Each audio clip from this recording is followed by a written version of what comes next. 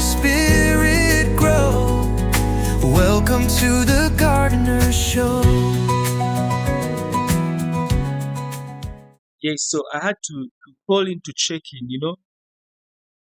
And for me, I wanted to catch up. Like we hadn't had a conversation for a long time.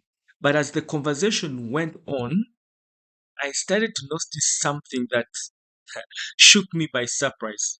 This person jumped into the conversation, and it's as if they had called anyway. So there wasn't any single question. You call somebody and you're like, hey, how are you doing? How have you been? It's been a while. There was nothing. He jumped straight in. You didn't believe. He started telling me how his week was. He started telling me about how he was himself, how he was doing everything, how he was stressed at work, stressed with his personal goals. He was very frustrated. For almost 5 to 10 minutes, I just listened. I thought, okay, maybe they just needed to vent and they wanted somebody to talk to. But then, when I tried to share my own reasons as to why I had called, he changed the conversation and cut me off and circled it back right back to himself. I was thinking, all right, wait a minute. It's me who has called. This guy doesn't even want to hear why I have called him. But he's so much into himself, like he's telling me everything about himself, what he has been through. By the time we ended the conversation, it hit me so hard. I asked myself whether it was even a conversation. But for me, in the process, I came to realize that actually he was more or less of self-centered. He focused just on himself, not on the connection that we had or the connection that we were going to build. Now, he had built himself in this one world just for himself, where everything revolved around him. And that made me think, how often do we all slip into such realizations? How often do we make conversations about just ourselves instead of balancing them with maybe curiosity or balancing them with our personal connections so that we can connect and have these conversations? So here's my question to you. When you're in a conversation, do you find yourself listening to understand or just waiting for your turn to speak? And how do you tell the difference if it is there? Has it happened to us? Sometimes people tend to like, I need someone to listen to me first before he listens to your side. Sometimes they don't want to understand your side of the story. But first listen to them. They want first they really need maybe that person to talk to. Maybe they have been failing to get that person to talk to. So by the time you call and says, maybe this is the right person I should talk to, instead of you talking to him or her, this person now puts out his or her issues to you so that you never know, he or she may get an answer which has been long lost. Mm. Yes. Yeah, but the understanding is often in times want to vent out. Like we want to talk to certain people, want people to understand them. But the question is, are we letting them understand us as well? Or are we allowing them to also be felt and be understood as well? You know? Like you said, doctor, someone understanding you also takes one's emotional intelligence, takes one's time, takes one's heart. Say, no, but oh wait, this person called talk to me. But instead of me listening, I had to again put the story of my side. What should Absolutely. I do so that what should I do so that I can listen to this person? This sometimes self realization comes later after you're like, oh, did I give this person even the time to listen? Yes. Or I just had my own things out there before listening to her, or she wanted to talk to me first and foremost. True. True. Amazing. As you said, self-actualization comes a little bit later. But I like the way you started that emotion intelligence is what drives us to understand each other. Now there is that empathy bit of it. You fit in the other person's shoes, but you have to be willing to hear that those shoes are small enough and you're able to feel the pinch. That means you understand actually what they are going through. And that is the common problem we have. We never get time to try to empathize and give the other person an opportunity to speak or to let them express or vent out before they also give the opportunity to listen in. It's a two-edged sword as we normally talk about communication. The person speaking should be knowledgeable enough or willing to share the experience, whereas the person listening in also should be willing to listen keenly without judgment, without any attachment, without even criticizing anything. Let's understand what self centeredness is. From this conversation that I had with my other friend, remember, it is me who had called, but actually, I didn't say nothing. It's until the end of the conversation that somebody goes without even asking me, so, how are you? But when I sat back to realize, because as I normally tell you, I'm a life learner, I had to realize what actually had happened. And for me, it took me back to, to understanding what self actualization is. When somebody is self centered, we have to go back to understand the word self centeredness. What is it exactly? When you look at it keenly, you realize that self centeredness has two words, there is the self and there is the center. So when we talk about the self, most of us know definitely it is me, it is you. But now, where is the center? Is the question. That means you're more or less of focusing on yourself. But if I may ask you, when you look at the tire of a car, right, there is the center. When the car is moving very fast, if you be very key next time, that center does not move. It's the tire that keeps rotating around the center. So the center is the constant, the tire keeps rotating. And in the long run, what really happens is that the tire will get worn out, it will tear, and you need to replace it. There are few moments in life when you replace the center of the tire of the car. But often in time, we replace the tires because they are worn out. So it's more or less to understand that we have two phenomenal principles here. We have the center and we have the tire. The center is the constant and does not move, whereas the tire moves and keeps on changing. So think of this like when you get a lion, right? This lion, you get it from the wilderness and take it to the zoo. This lion will think the zoo is the entire vast world. So everything will rotate about it. Now, the wires or the walls within the zoo become maybe the lion's thoughts. It thinks of the walls of maybe my success, my failures, my attachments, my pleasure, my family.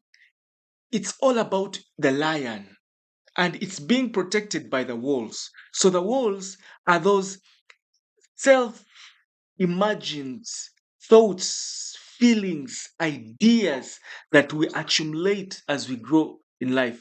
So there is you who's in the wall, in the zoo, more or less of the lion, then we have the walls around. But what keeps on rotating is the lion within. The walls are the constant. And the same thing happens to us. Our thoughts keep moving, our feelings keep moving, whereas we as human beings are the ones that are constant in this analogy. The constant is you. You keep clinging, everything that is around you is rotating around you.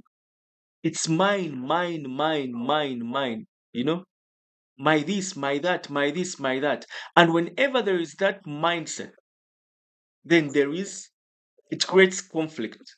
And whenever there is actually, it creates separation, and whenever there is separation, it creates conflict, and whenever there is conflict, there is fear. Once there is fear, we know what happens.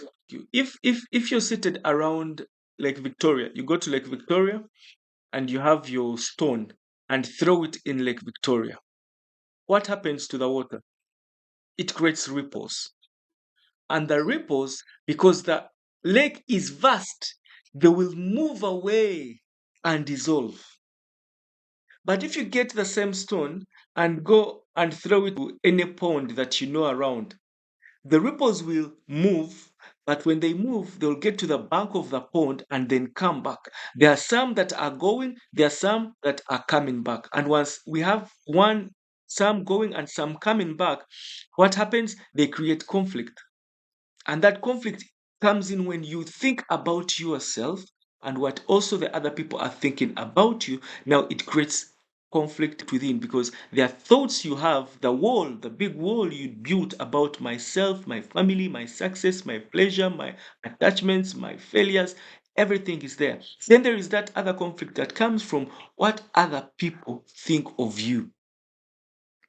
So you are absorbed by the two things: what you think about yourself and what others think about you. And in that period, now you are the center of it all. It's like this story I once heard of a farmer who went and planted some seeds and he put them in a pot. But every time he would go back to check on the seeds, he would ask himself, have they grown? How beautiful are the leaves? What are people going to think about this plant? Is it going to make me more money? Is it very unique? So everything was centered there about how it's going to appear and how the people are going to perceive that plant. And later, yes, the plant grew, but it did not grow to its best of abilities. Why? Because the farmer was obsessed with it. And when he became obsessed with it, then the crop actually stopped growing. And this is what we face in life. Our obsession is attached to our fears. We are afraid of doing nothing.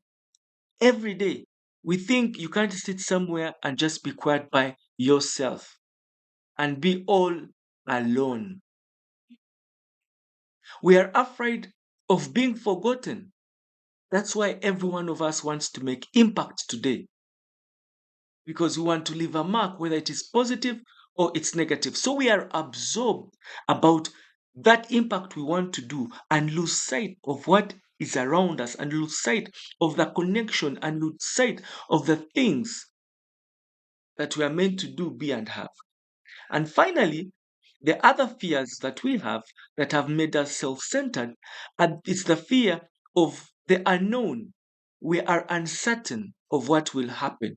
So often in time, we want everything for ourselves because we are not sure that tomorrow will come. You've heard of that saying that eat once and starve because you're not sure about tomorrow. Now, this whole idea of fear is what creates the centerness. It absorbs the mind and defends the walls you have put. Remember, we said the walls are your success, your thoughts, your emotions, your families, your failures, your attachment, everything that you cling on have become that wall that you have built. And that wall you have built, you find that because you have built it, now you want to spend the rest of your day, of your life, trying to defend the things that you have built. And trying to defend the things you have built, you become self centered about yourself. So it's no longer us, it's all about me because the things that I have built. And this has reflected, like, for example, when you come to social media, you post something or you say something, and when people don't react about it, some people get mental disorders, they get stressed, they get frustrated, you know? When people don't like, when people don't comment, it's an issue. Why? Because it has been built about you. And those are the things you're trying to cling on. But the biggest challenge we have in life, ladies and gentlemen, when it comes to being self centered, is that the mind cannot love, it cannot connect if you're self centered. Because love has no center. It's like the vastness of an ocean. It's like the vastness of Lake Victoria. But the challenge that we have as human beings, brought by the attribute of being afraid of doing nothing and being afraid of for being forgotten and being uncertain of the future, all we do, we want to cling onto it. So you walk through the ocean with your bucket and fetch the water from the ocean, and you live the rest of your life saying that you have carried the ocean. No, you have not. You just have some water from the ocean. You have some water from the lake.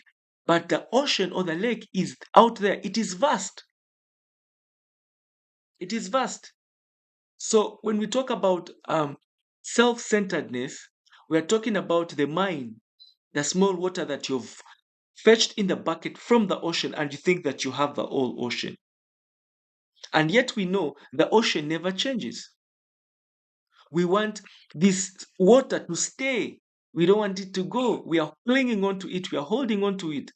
And whenever you fetch that water out of the vastness, what happens that when you keep it in your bucket longer, the water gets spoiled. I don't know if you knew that water gets spoiled. Why? Because it is now stagnant. And when something is stagnant, it gets spoiled. It creates conflict. And when there is conflict, it becomes poisonous or it becomes toxic. Why? Because of the self centeredness idea of this is mine. I want it to stay. I never want it to change. I want to hold it for a very long time. So it is just all about you. But now the question I want us to understand and also to answer is that, can we live a life without self centeredness? Is it possible to not be self centered? Is it possible not be like my friend that I just called the other day, and all he did was to tell me about themselves? Everything was about them. They had like gotten the ocean and put it in the bucket, and to them it is mine, it has to stay, it doesn't change, it's all about me. And the answer is yes, it is possible to live a life without being self-centered. And it only happens not by effort and not by will. Because when you put in effort to do something, then you're trying to create another center. Because now you have the center of you trying to do the thing, and you have another center of you trying to implement to be the thing. So you're still creating conflict. So you're still becoming self-centered in trying to to become unself-centered. So the answer lies in two things. One, for us to let go of the center, let go of the self, we need to observe. Observation is the first fundamental principle. And how do we do that? You observe something without motive, without reason. Can you look at a leaf without naming it? Can you look at something beautiful without giving it a name? Can you look at something without wanting it? Can you look at something without wanting it to stay? Can you look at something and never want it to change? You let it grow. More or less like, can you look at a rose flower and let it blossom to become what it is? So have no motive. Look at it as they normally tell us, as a young child would look at something. They observe it, they want to understand it. And that's it. They don't want to own it, they don't want to possess it, they just want to understand it. So you need to learn how to observe without any attachment, without any motive. Then you need to also learn how to observe still without any comparison. When you look at something and not compare it with another thing? Can you look at Gardner and not compare him with John? Can you look at John and not compare him with Mary? Can you look at Mary and never compare her with Esther? Observing without comparison. That means you are looking at a thing more or less for the first time. And the second principle that we can live without being self centered is that we need to have clarity. Clarity without judgment. Clarity without criticism. Clarity without the desire to be seen. Because every time you observe without motive, you observe without comparison, you observe without why, you just observe to understand something. That means you're trying to be clear, you're trying to declutter the things that you thought you know and be clear without judgment and be clear without criticism. Now, in that process of observing, in that process of having that clarity, what happens is that the space in between dissolves. And once the space dissolves, it literally means there is no center. And when there is no center, you have created a space. And that space is what we call the quality space of life. A space where there is no possessiveness, a space where there is no comparison, a space where there is no fear. Fear of what? Fear of doing nothing, fear of being seen to do nothing, fear of being forgotten, fear of being uncertain.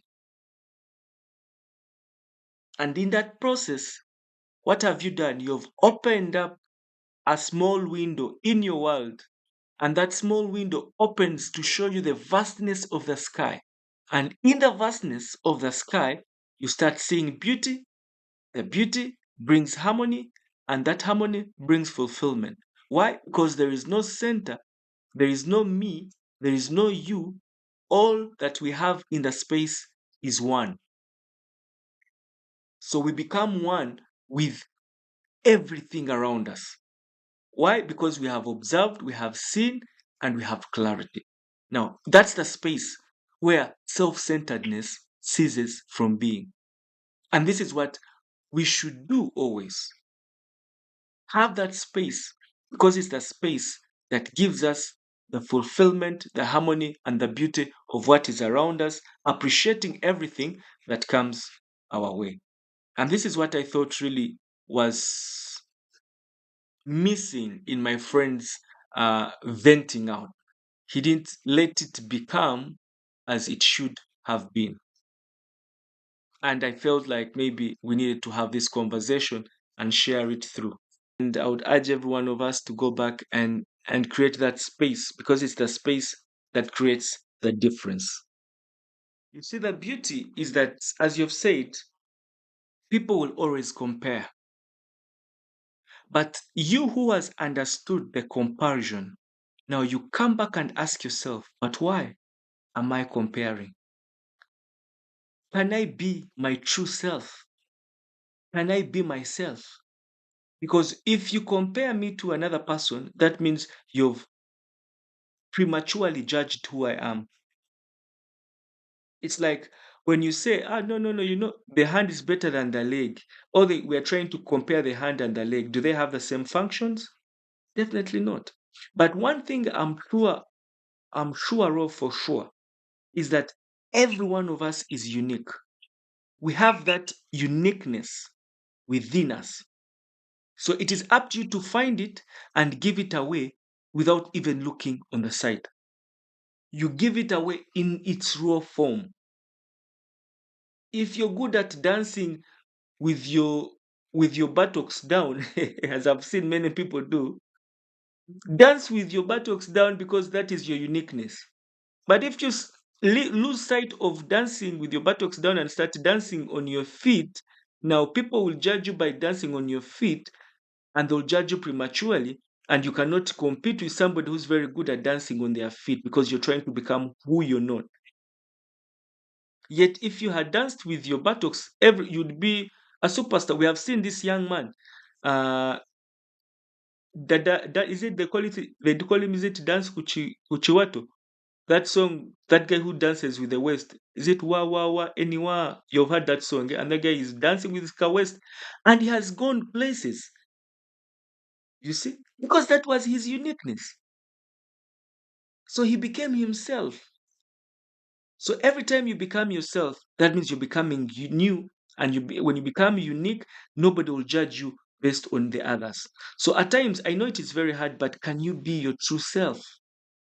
But you can't be your true self, if you keep, if you can't observe your thoughts, your emotions, and your actions, and then have clarity of what you are. because those are the two things that will create the space. And in that space, that's when you are fulfilled and in harmony and see the beauty with no center. Virunji, is there anything before I close? I wanted to add on what you have said, as in answering her question.